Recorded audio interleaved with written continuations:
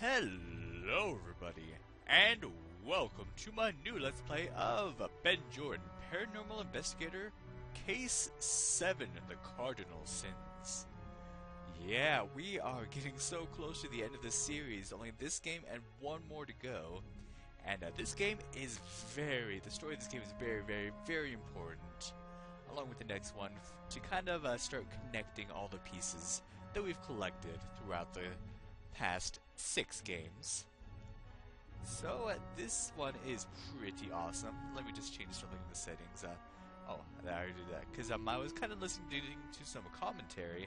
That's right, this game has commentary by Francisco Gonzalez, the guy who wrote the game. So let's see, let's go with voice and subtitles. Alright. And yeah, this game is awesome. We finally bring back the voice acting that we haven't heard since the remake of Case 2.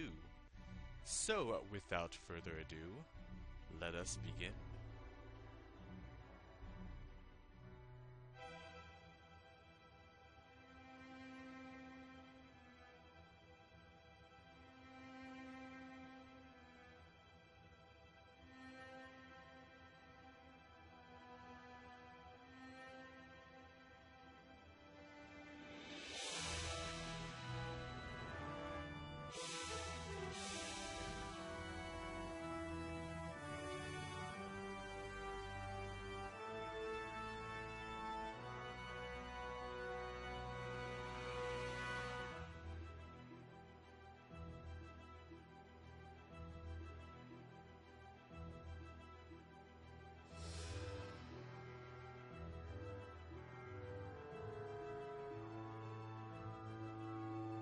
That was a lovely sermon you gave this evening. Thank you. I look forward to this Mass all year. I was pleased to see so many people in attendance. Yes, it's always good to see such a turnout on Christmas Eve. Well, I must be getting back now. Happy Christmas, Eamon. And to you, Tom.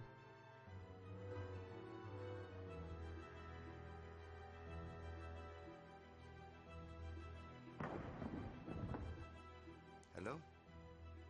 Is somebody there?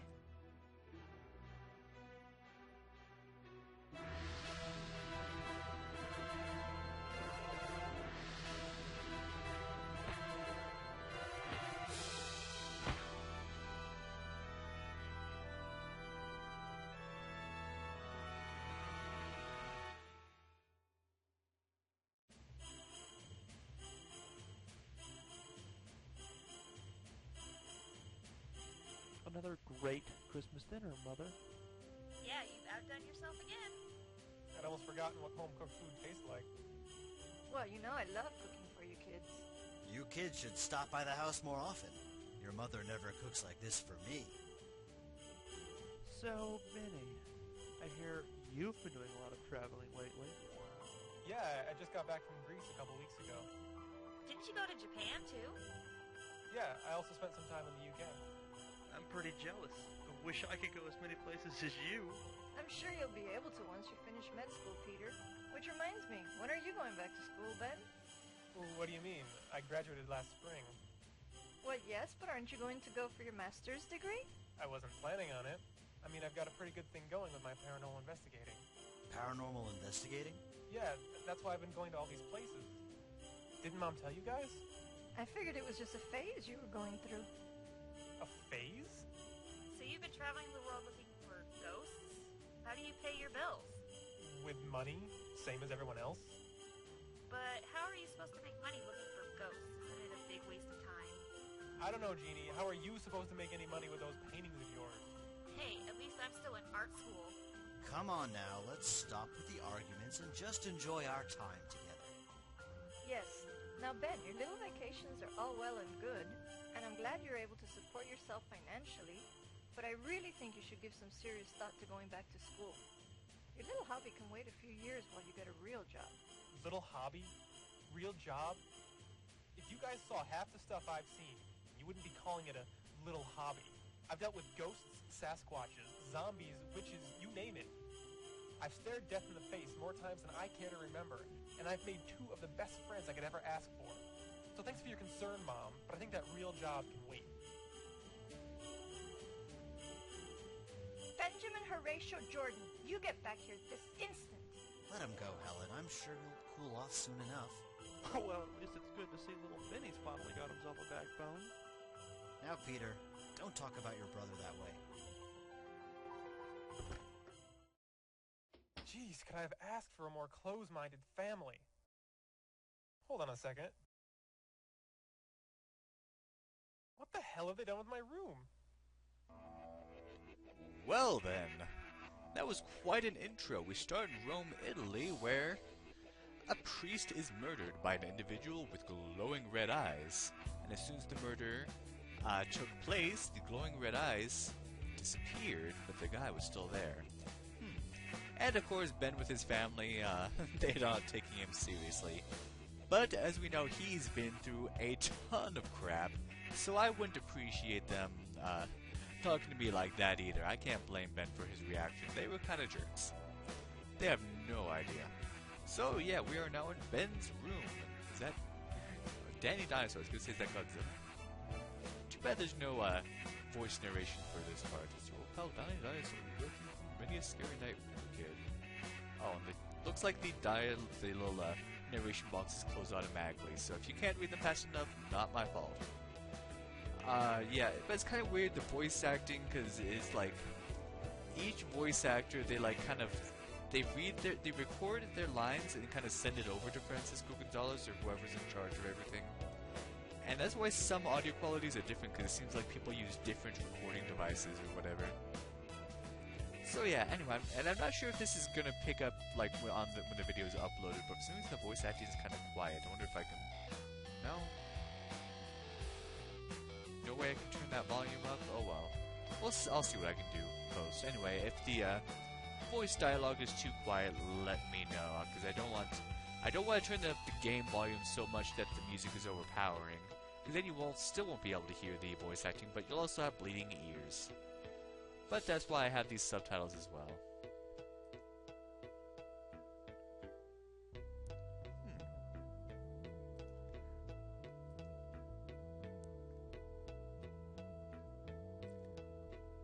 Oh, can we put it back up?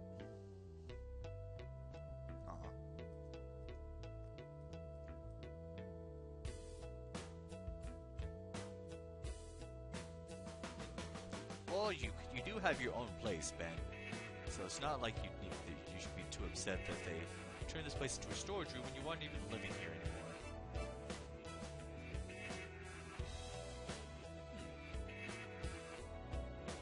It is surprising.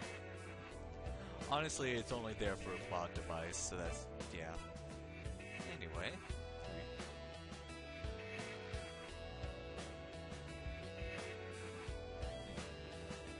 Alright then.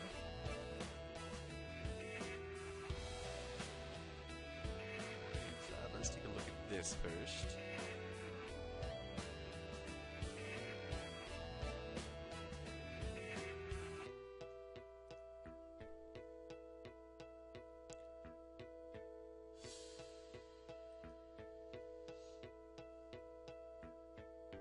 You named your dog Becky? Okay.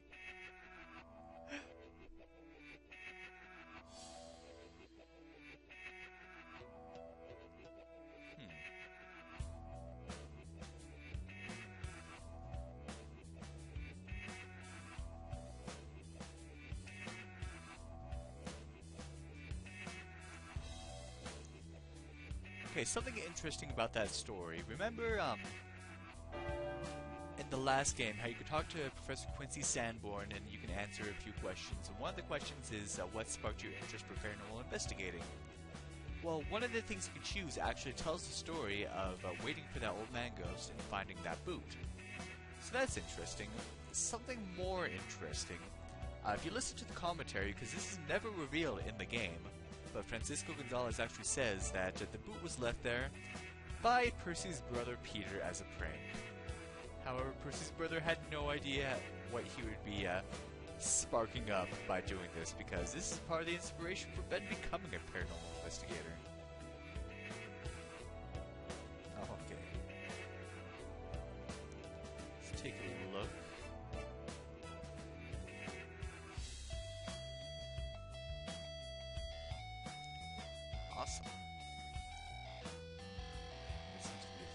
up here.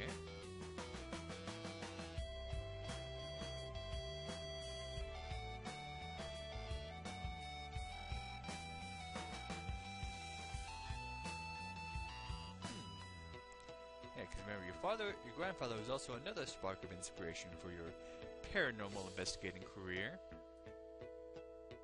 A Romanian landscape. Make a note of that.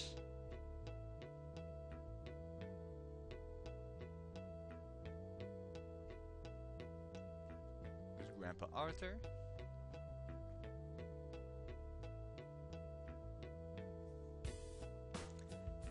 But there is something that makes him uneasy. Look at this.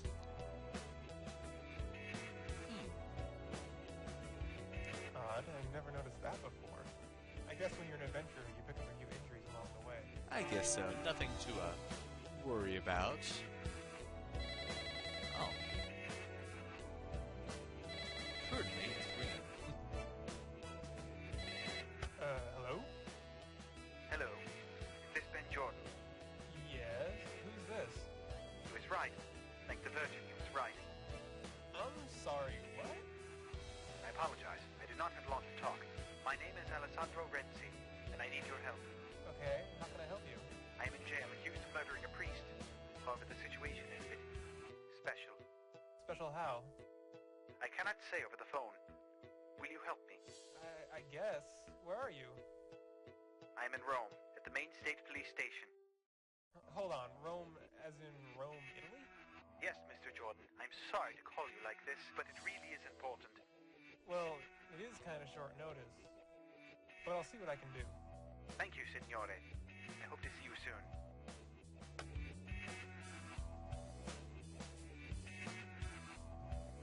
So I believe that is actually the other guy that was in the But opening is it cutscene. really worth going all the way to Rome for?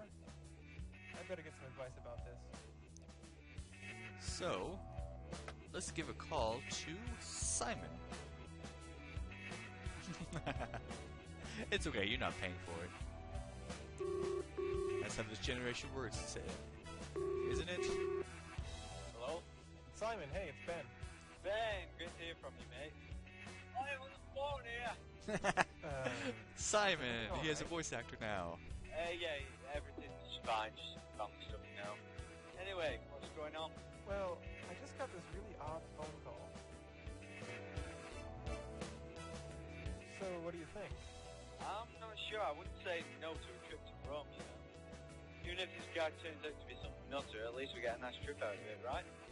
Yeah, you have a point there. Have you called your better half? Not yet, no.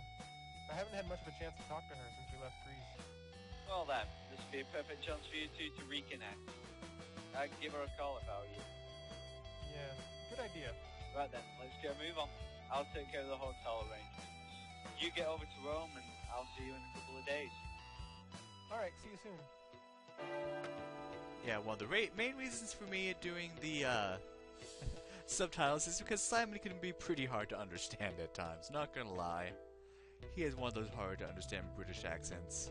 I don't even know if he's done by a real British guy or some guy pretending to be, but who knows. I don't know how all the accents are in Britain, because there's a few. Hands trembling slightly. Come on, dude. Man up. You kissed the girl, for heaven's sake. Hello? Alice, it's Ben. Ben, how are you? I'm doing okay. Sorry, it's been a while since we last spoke. Oh, it's okay, Ben. There's been a lot going on with the holidays and everything. Yeah, there has. So what's new? Well, actually, that's kind of what I'm calling about. I just got this really weird phone call.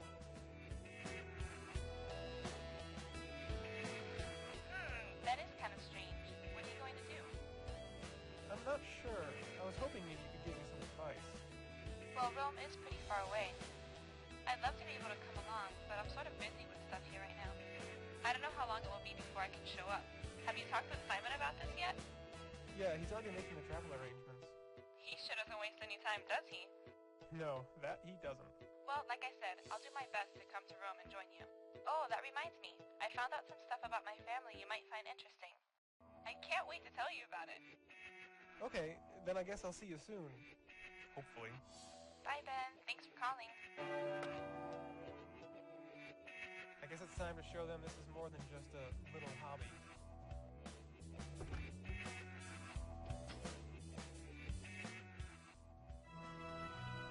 So real quick, remember in the last game, Ben kept having recurring dreams about somebody like in the 1800s, 1700s, by the name of Wilkins, and Alice's last name is Wilkins, so I think about her family could be important. Oh, there you are.